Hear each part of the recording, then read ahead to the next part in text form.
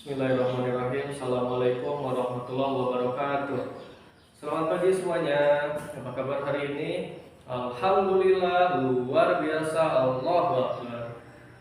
Nah, hari ini masuk semuanya? Alhamdulillah kalau masuk semuanya. Sebelum belajar, marilah kita berdoa terlebih dahulu. Berdoa mulai. Selesai. Nah, hari ini kita akan belajar tentang bagian tubuh dari tumbuhan ya. Jadi tujuan dari pembelajaran kita hari ini adalah untuk dapat mengidentifikasi apa saja bagian dari tubuh tumbuhan, kemudian fungsi-fungsinya apa saja. Nah, Bapak coba gambarkan dulu ya.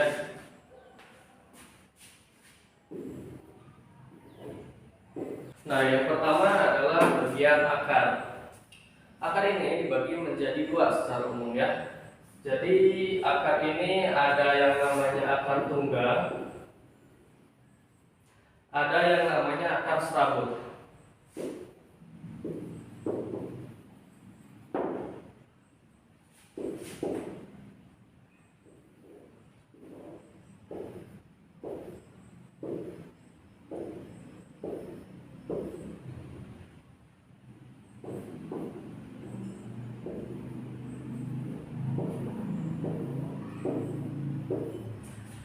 Nah, akar ini berfungsi untuk menyerap unsur hara pada tanah ya. Jadi akar ini akan menghujam pada tanah, kemudian menyerap unsur hara yang nantinya akan menjadi sari atau makanan pada tanaman ya.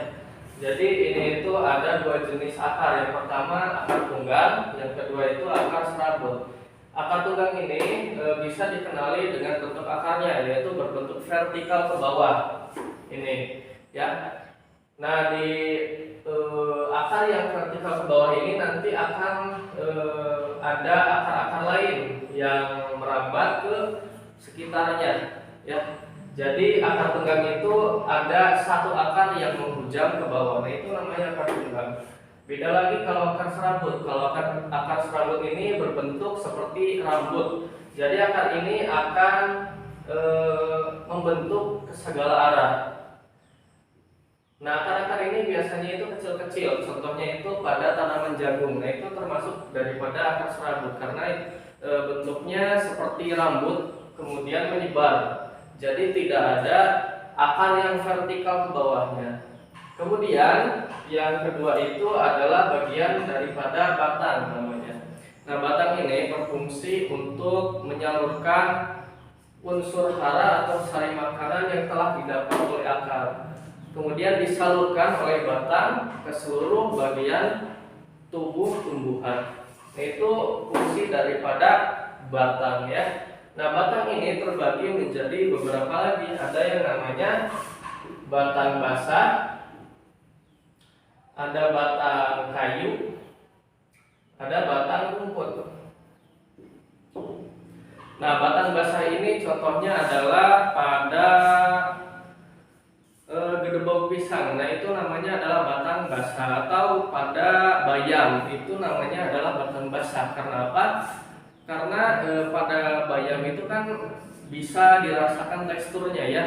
Jadi seringkali kita gunakan untuk dijadikan makanan. Karena apa? Ya lunak ya. Jadi ciri-cirinya batang basah itu lunak batangnya. Nah, yang kedua itu ada batang kayu. Nah, yang ini bisa kita lihat di lingkungan kita ya, banyak sekali. Misalnya pohon mahoni, kemudian pohon yang ada di sekolah itu ada pohon jambu dan sebagainya. Nah, ciri daripada batang kayu ini adalah keras dia ya.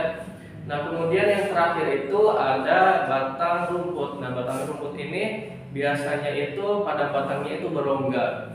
Contohnya adalah pada tanaman bambu. Walaupun tanaman bambu itu besar ya, tetapi bambu itu ternyata dikategorikan sebagai batang rumput gitu ya. Ataupun pada rumput-rumput biasa yang ada di luar ya, yang sering kita lihat misalkan di pinggir jalan atau di sawah itu juga sama. Jadi batang rumput itu adalah batang yang berongga ya, dalamnya.